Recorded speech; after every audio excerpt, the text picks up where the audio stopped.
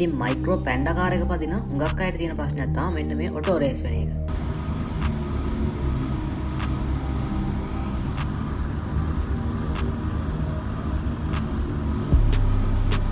ඉතින් මම මේ ගැන විස්තර හොයලා බලද්දී හේතු කීපයක්ම තියෙනවා. ඒ අතරින් ප්ලග් එක සවුත් වුණාමත් මෙන්න මේ ප්‍රශ්නේ එනවා කියලා තියෙනවා. ඊට අමතරව අයිඩල් එකේ කාබන් වැදුනාමත් මෙන්න මේ ප්‍රශ්නේ එනවා කියලා තියෙනවා. ඉතින් මම මේ නිසා කෝකටත් කියලා ප්ලග් ටික සුද්ධ කරන්න කියලා බැලුවා. ඒකෙදි මට දැනගන්න ලැබුණා මගේ ප්ලග් තුනම සවුත් වෙලා කියලා. ඊට පස්සේ මම අලුතින්ම ප්ලග් තුනකුත් දාලා අයිඩල් එකත් මෙන්න මේ වගේ ක්ලීන් කරන්න පටන් ගත්තා.